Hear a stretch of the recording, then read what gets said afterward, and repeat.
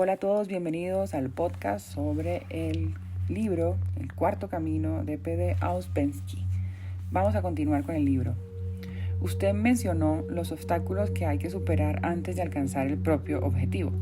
Desde entonces vi tantos obstáculos en mí que no veo posibilidad alguna de obtener algo. Esto significa que se identifica con ellos. Deberá ver que usted está siempre moviéndose, nunca se queda en un lugar. A veces está más cerca de su objetivo y a veces más lejos de él. Es necesario que se observe, que atrape los momentos en que esté más cerca de su objetivo. Si formula su objetivo, sabrá cuándo está más cerca de él y cuándo está más lejos de él. Si su objetivo es formulado correctamente, usted no podrá estar siempre a la misma distancia de él. Descubro que trabajo por resultados inmediatos. ¿Este es un objetivo equivocado? No es cuestión de correcto y equivocado, es solo cuestión de conocer su objetivo. El objetivo deberá estar siempre en el presente y referirse al futuro. No es posible el resultado si no hay un objetivo, ni esfuerzo, ni decisión. ¿Cómo puede uno hacer grandes esfuerzos? Haciendo pequeños esfuerzos. Un gran esfuerzo depende de las circunstancias, de la situación, del entendimiento, de muchas cosas. Usted no puede empezar con grandes esfuerzos, debe empezar con pequeños esfuerzos, como por ejemplo, tratar de recordarse o tratar de detener los pensamientos 3 veces por día. Es un esfuerzo absolutamente pequeño, pero si lo realiza regularmente, sobrevendrá la necesidad o la posibilidad de un gran esfuerzo y podrá realizarlo en el momento correcto. Cuando vine por primera vez a las pláticas, yo tenía un objetivo muy vasto, pero ahora se volvió mucho más chico. Sí, los objetivos se contraen muchísimo cuando usted empieza a trabajar. Comienzan enormes como globos y luego se vuelven muy pequeños, de modo que usted los puede poner en su bolsillo. En nuestro estado actual, supongo que no podemos apreciar la diferencia entre lo bueno y lo malo. Absolutamente lo contrario. Podemos apreciar esta diferencia y no solo podemos, sino que debemos. Lo bueno y lo malo empieza a ser comprensible desde el momento que tenemos una dirección. Si no tenemos dirección, entonces no hay un mal particular porque todo es lo mismo. Con dirección usted puede adquirir un objetivo. Sí, el objetivo significa dirección, cierta línea. Si mi objetivo es irme a casa desde aquí, para mí estará bien doblar a la derecha y mal doblar a la izquierda. He aquí cómo puede establecer el principio del bien y del mal.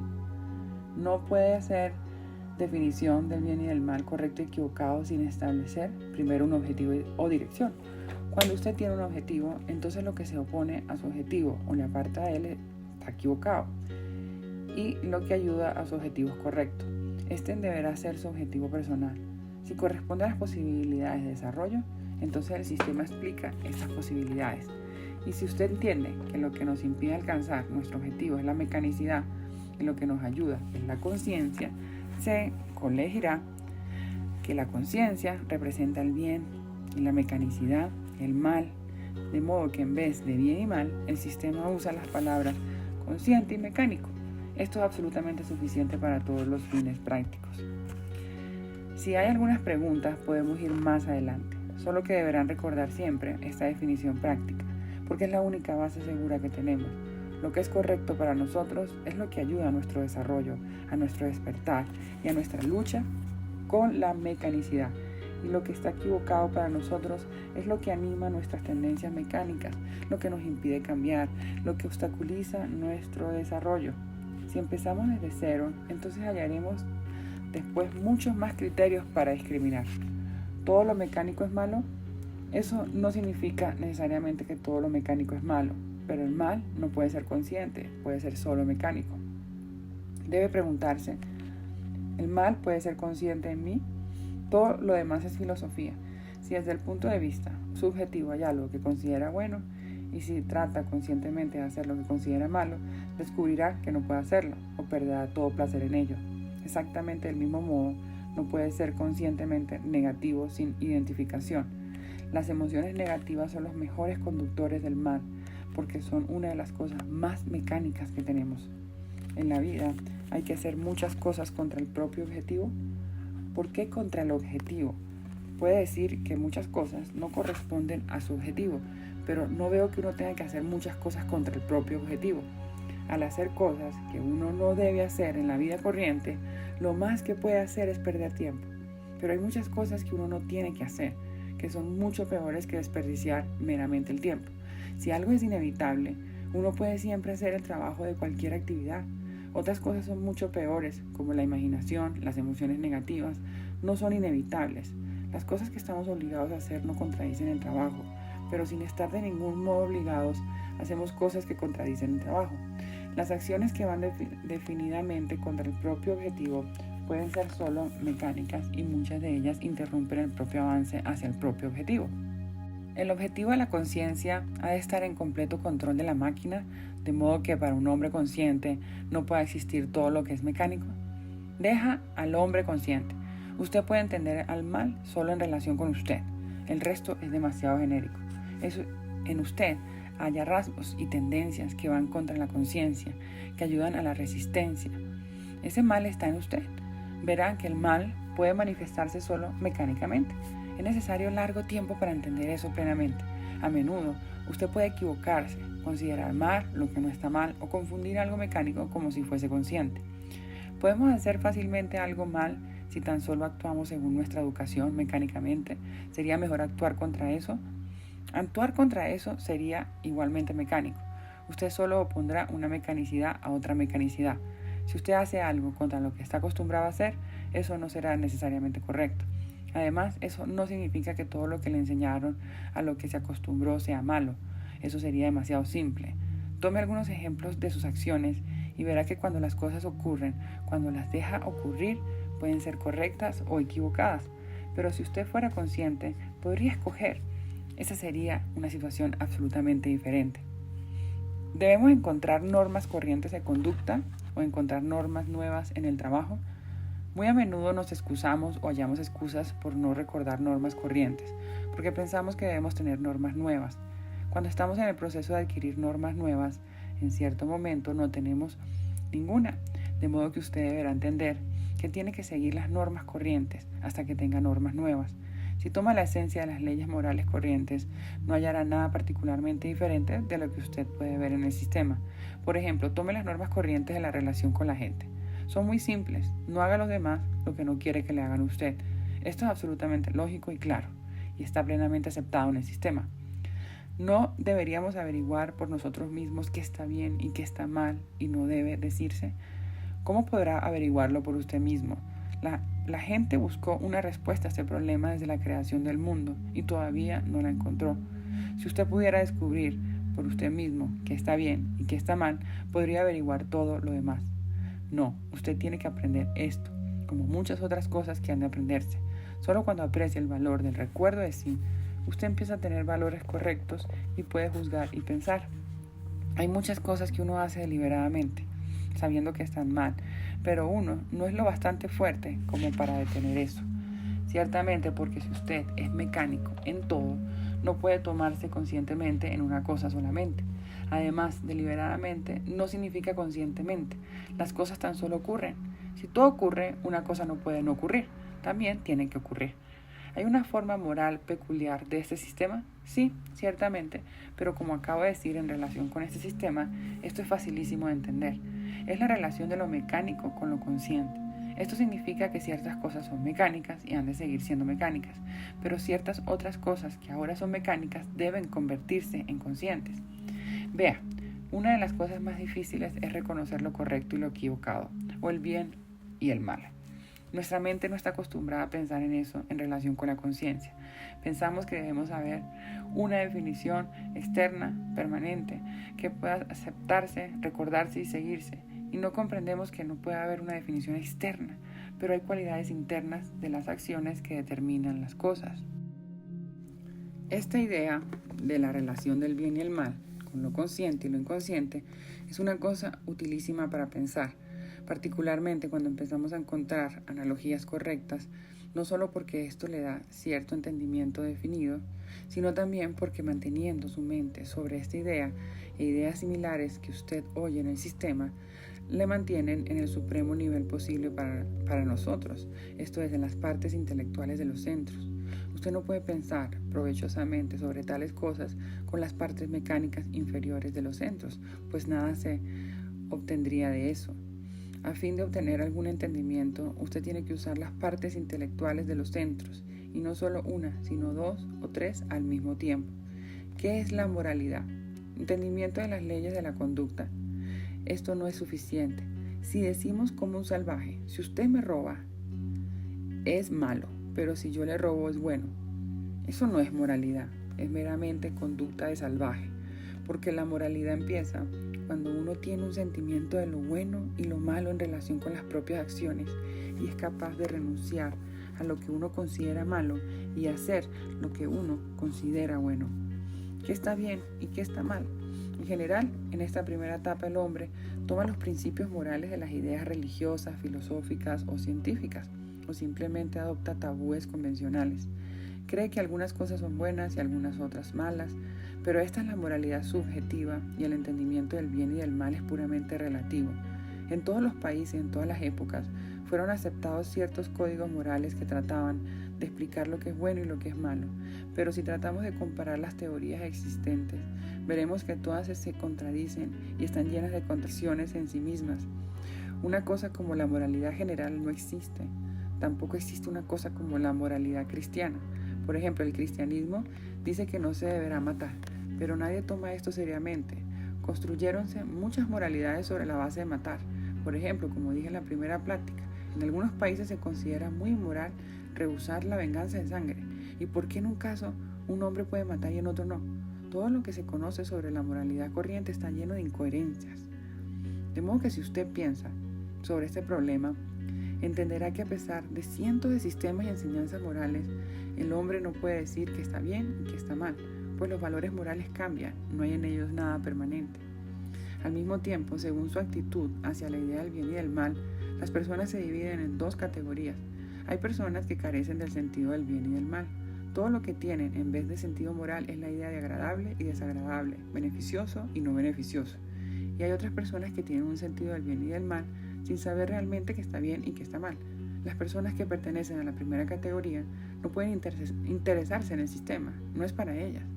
Las personas de la segunda pueden interesarse, o sea, las personas que piensan que es beneficioso y no beneficioso.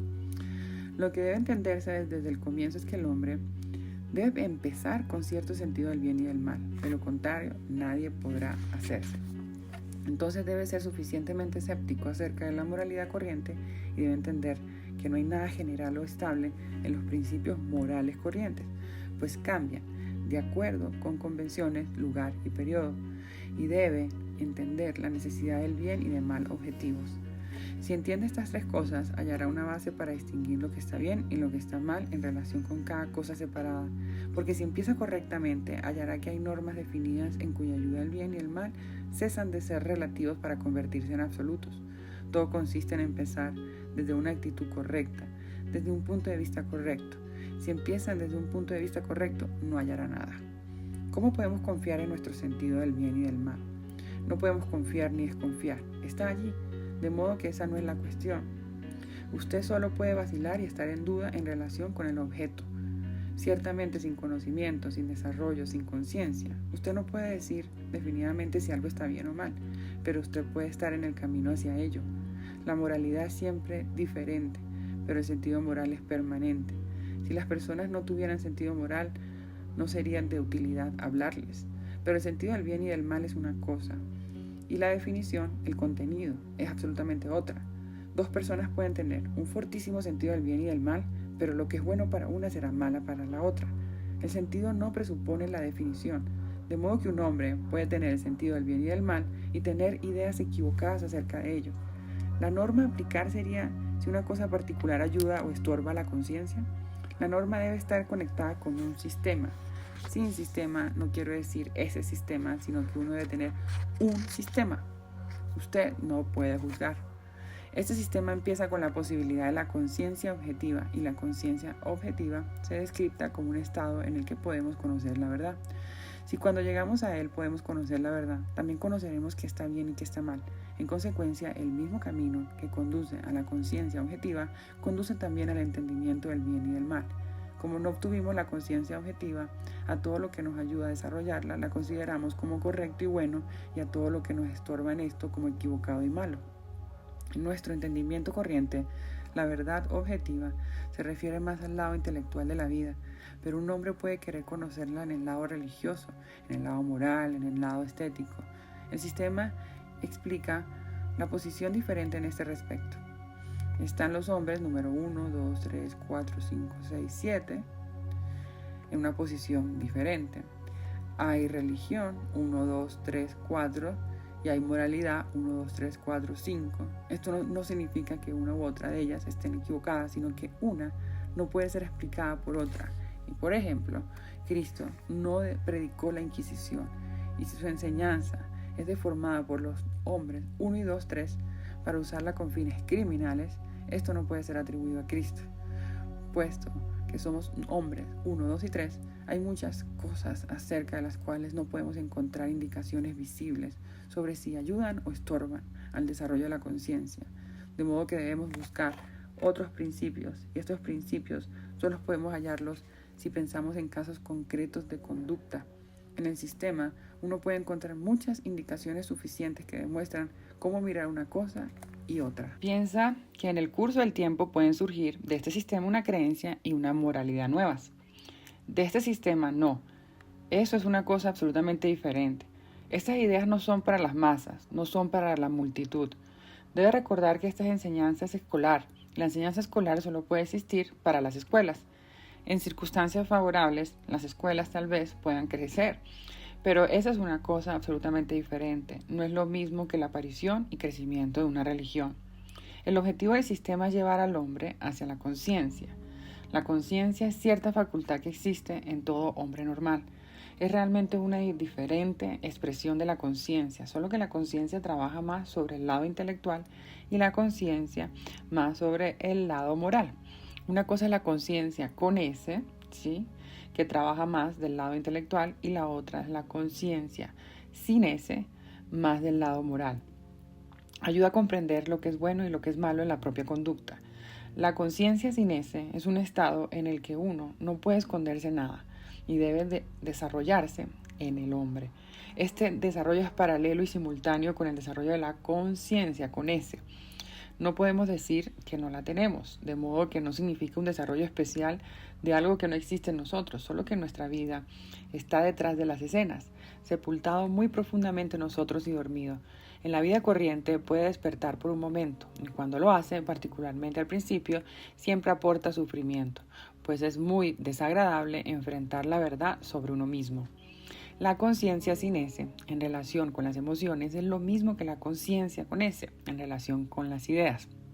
Le puede ser más fácil entender qué es la conciencia sin S si piensa en el significado etimológico de la palabra conciencia con S y conciencia sin S. La conciencia con S significa todo el conocimiento conectado junto, pero no podemos hablar de todo el conocimiento porque eso sería que podemos tener en relación con el mismo tema. Debe estar conectado con la conciencia de sí, de modo que la conciencia debe ser usted mismo, conectada con todo lo que usted sabe acerca de alguna cosa en particular. La conciencia sin S es la misma cosa, solo que en relación con las emociones. Tener un momento de conciencia es sentir de inmediato eso que usted siente sobre alguien o algo. Si se puede sentir todo lo que siempre sintió en relación con la misma persona, el mismo país, la misma casa, el mismo libro o algo más junto, esto sería un momento de conciencia y verá cómo hay muchas contradicciones en sus emociones. A no ser que haya tenido esta experiencia, no podrá imaginar cuántos sentimientos diferentes tiene usted. En un estado de conciencia sin S, que es acerca de las emociones, los vemos todos a la vez. Es aquí porque es un estado tan desagradable. La conciencia no es tan distante, solo que tenemos muchos métodos de tratar con ella para impedirnos sentirla, como la imaginación, las emociones negativas, la justificación, pues esto es demasiado molesto. Usted dijo que la conciencia sin S es sentir todas nuestras emociones al mismo tiempo. No puedo ver absolutamente cómo podemos sentirlas todas juntas. No, nunca dije eso. Dije que en un momento de conciencia, lo deseo o no, usted sentirá todas sus emociones sobre el mismo tema a la vez. Pero esta no es una definición de conciencia. La conciencia puede definirse como un sentimiento emocional de la verdad sobre un tema dado. Como dije, la conciencia es lo mismo que la conciencia con S, solo que nos parece diferente. Somos subjetivos, de modo que tomamos las cosas desde un punto de vista subjetivo. Cuando pensamos acerca de la conciencia con S, pensamos acerca de cierta fuerza, de cierta energía o estado en conexión con la apreciación intelectual. La misma energía, la misma fuerza puede manifestarse a través de las emociones, y esto puede sucederle a hombres absolutamente corrientes en condiciones corrientes. A veces las personas pueden tener un sentido emocional de la verdad, algunas más, otras menos. Esto es conciencia. La falta de conciencia con S, la ausencia de recuerdo de sí y muchas otras cosas como la identificación y la imaginación no cierran respecto a estos momentos de conciencia que de otro modo serían posibles. Trate de pensar sobre esto de este modo. ¿Ves? Las contracciones y la conciencia están conectados, pero no son la misma cosa. Y si los toma juntos, jamás llegará a ninguna parte. Nuestra conciencia, con S, como la tenemos en nuestro estado, no puede manifestarse a través del centro intelectual, porque el centro intelectual es demasiado bajo, puesto que principalísimamente trabaja solo con la parte formativa. Pero a veces puede manifestarse a través del centro emocional y entonces, como dije, se llama conciencia. La conciencia con S, para manifestarse, necesita larga preparación, capacidades intelectuales y cosas por el estilo, pero la conciencia sin S trabaja más a menudo y más fácilmente que la plena conciencia con S. La plena conciencia necesita mucho más conocimiento conectado con darse cuenta de la propia existencia, pero debe ser un darse cuenta constante. No basta en darse cuenta de esto hoy y olvidarlo mañana. Al principio, cuando la conciencia se manifiesta en nosotros, se vuelve contra nosotros y empezamos a ver todas nuestras contradicciones interiores. Habitualmente, no podemos verlas porque estamos siempre en uno u otro pequeño compartimiento. Pero la conciencia, sin S, puede ver desde la cima y mostrarnos que aquí sentimos una cosa, allá otra, y aquí nuevamente una cosa absolutamente diferente, todas sobre el mismo tema. Por ejemplo, si tomamos el trabajo, debemos darnos cuenta que en un momento sentimos una cosa acerca de él y en otro momento una cosa enteramente diferente. En un tercer momento, de nuevo, una cosa diferente y nunca la sentimos toda junta. Si pudiéramos sentir al mismo tiempo todo lo que siempre sentimos sobre el trabajo, tendríamos una gran conmoción. Eso sería la conciencia sin S. Toda nuestra vida, todos nuestros modos habituales de pensar tienen solo un objetivo: evitar conmociones, sensaciones desagradables, comprensiones desagradables sobre nosotros mismos. Y esto es lo principal que nos mantiene dormidos, porque a fin de despertar no debemos tener miedo, debemos ser lo bastante valientes como para ver las contradicciones. Incluso, muy aparte de la cuestión de la conciencia, es importante descubrir en usted cuando tiene emociones fuertes. Esto no se refiere a emociones pequeñas. Cuando siente fuertemente acerca de alguna cosa en particular, puede estar prácticamente seguro de que en otro momento tendrá una emoción diferente sobre la misma cosa. Si no puede ver esto en usted, véalo en otras personas. Cuando se dé cuenta de la existencia de esas emociones contradictorias, esto le ayudará a entender su mecanicidad y su falta de entendimiento de usted mismo. Falta de conocimiento de sí. Mientras sintamos emociones diferentes en tiempos diferentes, ¿a qué nos parecemos? En un momento confiamos, en otro momento somos suspicaces, en un momento gustamos, en otro momento no gustamos, de modo que el objetivo es poner juntas esas emociones diferentes, de otro modo nunca nos conoceremos. Si siempre sentimos solo una emoción a la vez y no recordamos a las otras, estamos identificados con eso.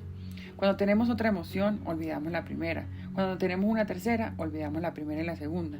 En la vida, por imitación y de otros diferentes modos, aprendemos muy tempranamente a vivir en una suerte de estado imaginario para salvarnos de lo desagradable.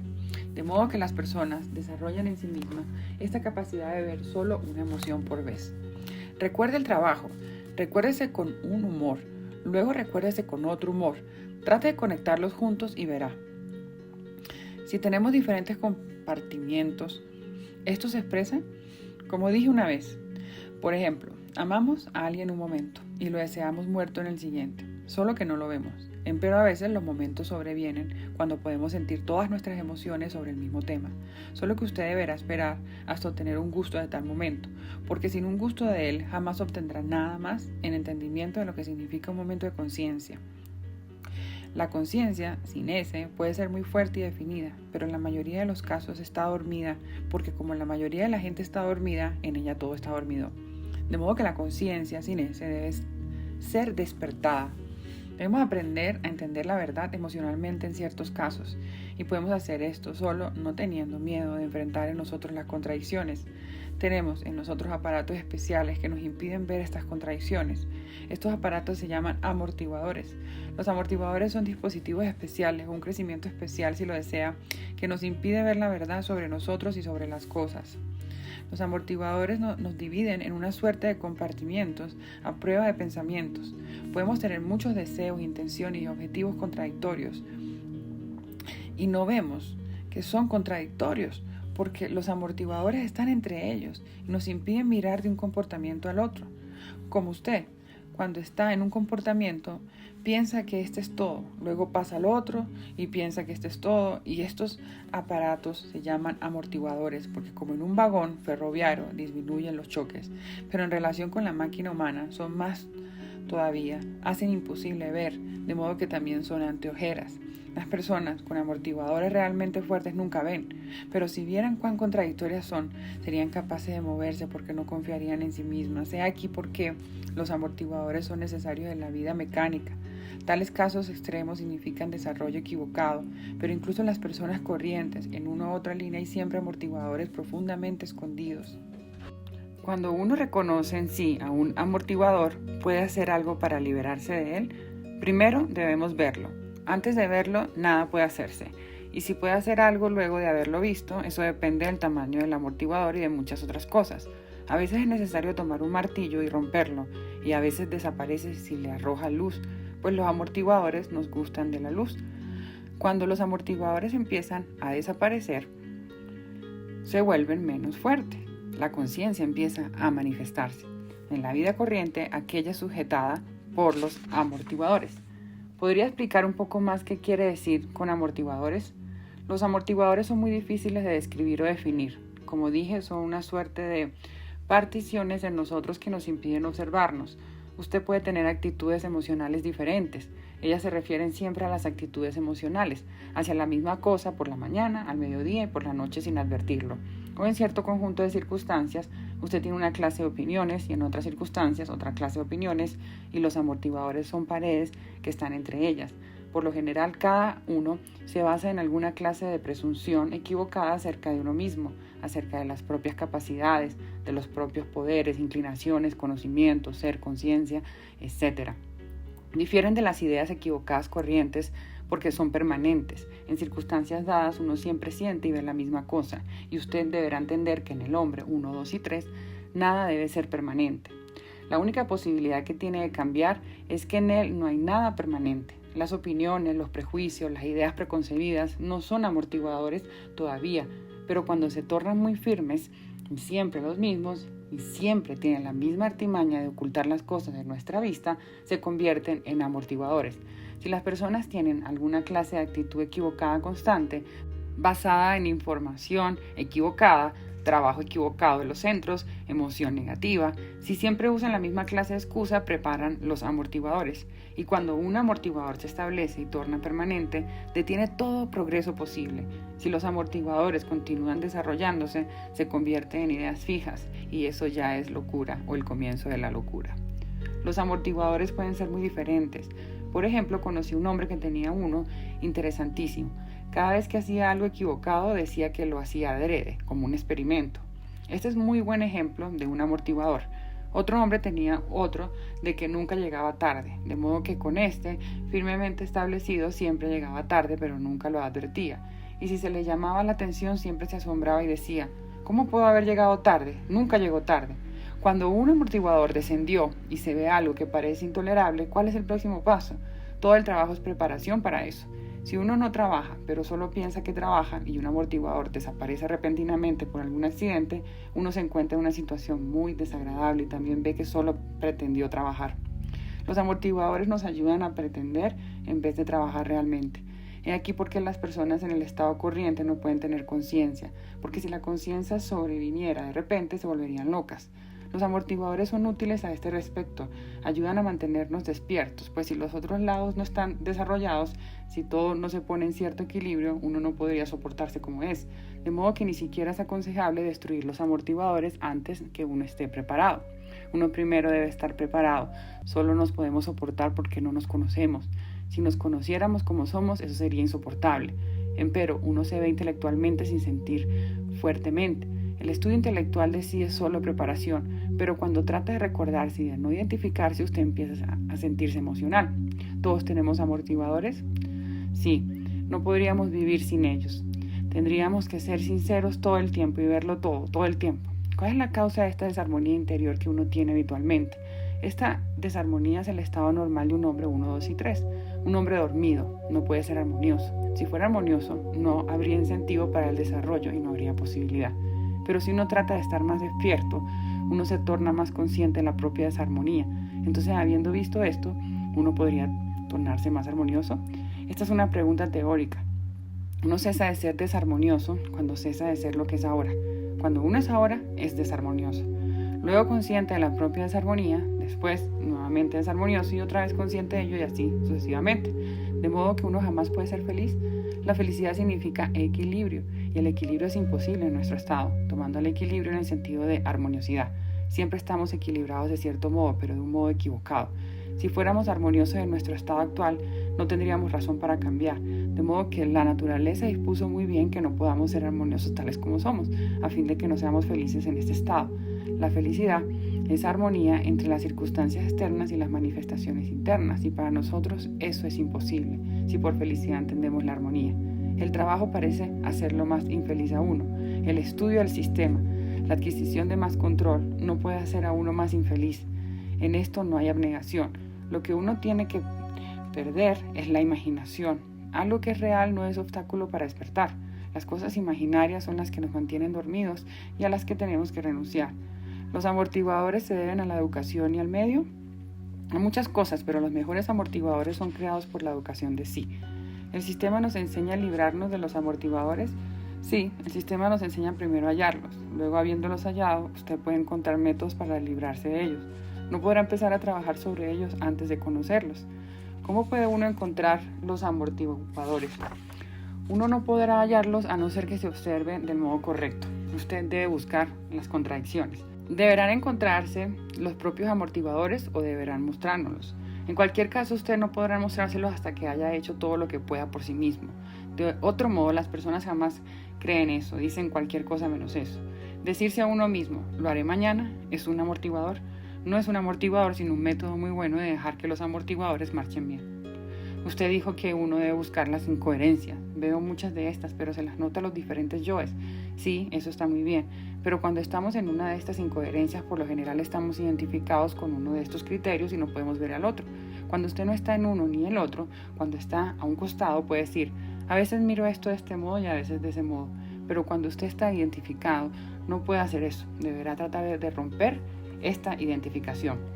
¿Un amortiguador es querer y no querer al mismo tiempo? Eso no es un amortiguador. Un amortiguador toma a menudo la forma de una fuerte convicción. Por ejemplo, un hombre que solí conocer estaba convencido que amaba a todos los hombres. En realidad no amaba a ninguno, pero sabe la base de este amortiguador estaba en libertad de ser tan desagradable como gustase. Es un amortiguador muy seguro y confiable. Uno puede aprender acerca de los amortiguadores observando a los demás, sí, porque eso puede ayudar a que vea los amortiguadores en usted mismo. Pero como las cosas se repiten raras veces literalmente, uno siempre las ve solo en los demás y no en uno mismo. Pero si uno está preparado para ello, descubriendo primero estas cosas en uno mismo, dándose cuenta de la propia mecanicidad, uno podría empezar a ver los amortiguadores. Cuando usted ve a los amortiguadores, a veces parece crear otros para justificarse. No puede crear los amortiguadores con tanta facilidad. Puede crear mentiras e imaginaciones, pero los amortiguadores son cosas sólidas y crearlas es un largo proceso. ¿La conciencia solo puede entenderse cuando experimentamos una emoción superior? No, como dije, la conciencia sin ese es un sentimiento posible para los hombres enteramente corrientes sin escuela alguna. Es una suerte de sentido interior de la verdad en conexión con una cosa particular u otra cosa o una tercera cosa. La conexión puede estar equivocada, pero el sentimiento mismo será enteramente correcto. Con seguridad, la conciencia es más que la conciencia de todas las emociones propias en un tiempo particular, porque eso puede alterar la propia acción resultante. Parece fortalecer algunas emociones y debilitar otras. Eso es porque usted las ve. Esta es la máxima de todas las posibilidades, porque cuando uno vea sus diferentes emociones sobre la misma cosa y las vea constantemente, se horrorizará. Lo que llamamos conciencia no es a veces un yo que desaprueba a otro.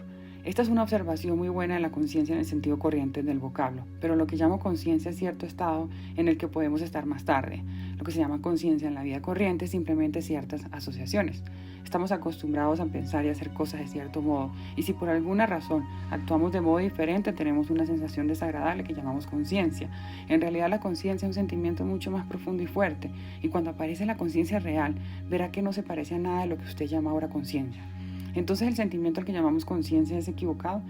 No necesariamente, pero no es la misma cosa. Puede atribuirse a cosas absolutamente triviales, que no tienen ningún valor particular. La moralidad es siempre relativa, la conciencia es absoluta, la conciencia es una emoción positiva especial. En nuestro estado actual tenemos una pequeñísima huella de esta emoción, suficiente para tener una sensación general de que algo puede estar bien y algo puede estar mal, pero insuficiente para decir qué está bien y qué está mal. Esto ha de desarrollarse. En la actualidad el estado de conciencia que podemos tener no distingue lo grande de lo pequeño, pero después de la conciencia puede convertirse en un método enteramente diferente de cognición, en un instrumento de discriminación. Antes que la conciencia pueda abrirse plenamente, debemos tener voluntad. Deberemos ser capaces de hacer, de actuar según los dictados de nuestra conciencia. De lo contrario, si la conciencia despertara plenamente en el hombre, en su estado actual, aquel sería un ser miserable, no podría olvidar, no podría adaptarse y no podría cambiar nada. La conciencia destruye los amortiguadores, de modo que el hombre se halla inerme contra sí mismo y al mismo tiempo no tiene voluntad, de manera que no puede cambiar, no puede hacer lo que sabe que está bien. De modo que primero, aquel debe desarrollar la voluntad. De lo contrario, se hallará en una situación muy desagradable más allá de su control. Cuando adquiere control puede permitirse el lujo de la conciencia, no antes de eso. ¿Qué es el sentimiento de remordimiento que se produce por haber cometido una acción que uno juzga mala? ¿Es la conciencia? No, la conciencia es diferente, es más poderosa, más omniabarcante. Pero aunque uno recuerde los momentos de remordimiento, eso es útil, solo que es necesario saber sobre qué se basa el remordimiento. ¿Hay una conexión entre la esencia y la conciencia? Hay una gran conexión, pues la conciencia y la conciencia, sin ese, proviene de la esencia, pero no de nuestra esencia. Nuestra esencia es simplemente mecánica. Supongo que el recuerdo de sí no trae necesariamente elevación moral, ciertamente trae otro entendimiento, porque uno se torna consciente con ese, entiende mejor el lado moral de las cosas, pues lo contrario de moralidad es mecanicidad. Si uno se torna más consciente, podrá controlar su propia conciencia. El propio sentido moral puede ser útil o confiable en conexión con la propia conducta. Es difícil hablar en general, pero cuanto más estudia el sistema, más se verá usted mismo. Hay muchas cosas que puede pensar que son enteramente correctas, pero que desde el punto de vista del sistema son enteramente incorrectas. Hay muchas cosas que no conocemos. Podemos hacernos mucho daño pensando que son enteramente morales, daño real, y no solo en el sentido moral. El sistema, particularmente en las etapas posteriores, tiene un código más estricto de normas y al mismo tiempo es tal vez más libre que todo lo demás. Pero como dije, usted puede empezar desde el punto de vista de lo que es mecánico y lo que es consciente con ese. Todavía no estoy en claro sobre cuál es la función de la conciencia sin ese. Si la pregunta se formula de este modo sin añadir más, todo lo que puedo decir es que si uno no tiene un objetivo definido, si no realiza el trabajo con cierta finalidad definida, la función de la conciencia es solo arruinar la vida de una persona que es bastante infeliz con tener aquella. Pero si esta persona trabaja con una finalidad definida, entonces la conciencia le ayuda a alcanzar su objetivo. No es posible que, adquiriendo cierto conocimiento y poder a través del recuerdo de sí y otras prácticas, el hombre pueda usar este poder con fines malos. Vea, una parte inevitable del proceso del autodesarrollo es el despertar de la conciencia. El despertar de la conciencia impedirá cualquier posibilidad de usar nuevos poderes con un objetivo o finalidad malos. Esto debe entenderse definidamente desde el comienzo mismo, porque la conciencia, cuando despierta, no le permitirá a uno que haga algo egoísta o contrario a los intereses de los demás o perjudicial para alguien. De hecho, nada que consideremos equivocado o malo. Y la conciencia ha de ser despertada, porque la conciencia sin despertar uno cometerá siempre errores y no verá en uno mismo las contradicciones. Nos ayuda a seguir un código moral en un estado de sueño. No siempre estamos igualmente dormidos y por momento, cuando estamos menos dormidos, podemos tomar ciertas decisiones. Y hasta en nuestro estado de sueño podemos seguir estas decisiones o seguirlas menos o no seguirlas para nada. Y estar absolutamente en poder de nuestro estado de sueño. Además, si uno sigue ciertas ideas conscientes mediante este proceso mismo, uno se vuelve más despierto. Cuando uno está consciente puede comprender las contradicciones hasta cierto punto. ¿Eso no las aniquila? No, eso sería demasiado simple. Puede verla y sin embargo subsistirán. Una cosa es ver algo y otra cosa es hacer algo. Una cosa es conocer y otra es alterar. ¿La verdad absoluta solo es posible con la conciencia objetiva? La verdad existe fuera de nosotros, pero uno puede conocer la verdad solo en la conciencia objetiva. No la verdad absoluta, sino simplemente la verdad, pues la verdad no necesita calificaciones. En nuestro estado no podemos conocer la verdad con excepción de cosas muy simples y aún entonces cometemos errores. ¿Cómo puede uno reconocer la verdad en nuestro nivel? Accediendo a las cosas simples. En las cosas simples uno puede reconocer la verdad. Uno puede reconocer qué es una puerta y qué es una pared. Uno puede reducir cada cuestión difícil a la misma cosa. Eso significa que usted tiene que reconocer cierta cualidad en principios absolutamente simples y verificar otras cosas mediante estos principios simples. He aquí por qué la filosofía, tan solo la discusión de posibilidades o del significado de palabras, está excluida de este sistema. Usted debe tratar de entender las cosas simples y debe aprender a pensar de este modo. Entonces podrá intentar reducir todo a cosas simples. Tome, por ejemplo, el recuerdo de sí. Recibió todo el material. Si se observa, verá que no se recordó en ese momento. Advertirá que en algunos momentos se recuerda más y en algunos menos. Y decidirá que es mejor recordarse. Esto significa que hay una puerta y que ve la diferencia entre una puerta y una pared. ¿Cómo prolongar los estados de conciencia? Primero, no debemos pensar sobre cómo prolongar, sino cómo crear. Porque en nuestro estado corriente esto no lo obtuvimos. Cuando lo creamos o lo despertamos, es ciertamente útil mantenerlo más tiempo, aunque es muy desagradable. Pero no hay métodos directos para inducirlo, de modo que solo haciendo todo lo que es posible uno puede obtener este gusto de la conciencia. Por lo general, una de las primeras condiciones es una gran sinceridad con uno mismo. Nunca somos sinceros con nosotros mismos. ¿Cómo puede uno aprender a ser sincero con uno mismo? Solo tratando de verse uno mismo. Limítese a pensar sobre usted, no en los momentos emocionales y en los momentos tranquilos, y no se justifique, porque generalmente lo justificamos y explicamos todo diciendo que era inevitable o que otro tuvo la culpa. He estado tratando de ser sincero, pero ahora veo que realmente no sé qué significa ser sincero. Al fin de ser sincero no basta solo con desearlo. En muchos casos no deseamos ser sinceros, pero aunque lo deseáramos no podríamos serlo. Esto deberá entenderse, ser capaz de ser sincero es una ciencia, y hasta decidir ser sincero es muy difícil, pues tenemos muchas reservas. Solo la sinceridad y el completo reconocimiento del hecho de que somos esclavos de la mecanicidad y sus resultados inevitables puede ayudarnos a descubrir y destruir los amortiguadores con cuya ayuda nos engañamos. Podemos entender qué es la mecanicidad y todo el horror de la mecanicidad solo cuando hacemos algo horrible y comprendemos plenamente que fue la mecanicidad en nosotros lo que nos hizo hacer esto. Es necesario ser muy sincero con uno mismo para poder ver esto. Si tratamos de cubrirlo, de hallar excusas y explicaciones, jamás lo comprenderemos. Puede herir horriblemente, pero debemos soltarlo, soportarlo y tratar de entender que solo confesándonos plenamente podemos evitar repetirlo una y otra vez. Hasta podemos cambiar los resultados mediante entendimiento pleno y cabal y no tratando de ocultarlo. Podemos escapar de los tentáculos de la mecanicidad y destruir su fuerza mediante gran sufrimiento. Si tratamos de evitar el sufrimiento, si le tenemos miedo, si tratamos de persuadirnos de que realmente nada malo sucedió, que después de todo eso no es importante y que las cosas pueden seguir tal como antes, no solo jamás escaparemos, sino que nos volveremos cada vez más mecánicos y muy pronto llegaremos a un estado en el que no habrá para nosotros posibilidad ni oportunidad. Bueno, vamos a continuar con este hermoso libro que nos ayuda a ser conscientes, a ser más sinceros, a entendernos y reconocernos a nosotros mismos fuera de esas creencias limitantes y esos amortiguadores que nos mantienen estancados. Sigamos con el cuarto camino de P.D. Ouspensky. Bueno, por aquí Vanessa Cárdenas, mentora. Gracias por llegar hasta aquí. Los abrazo y si quieres que te ayude a ser una persona consciente, cultivar tu autoconfianza con un método práctico y eficaz, mira mi información abajo. Abrazos.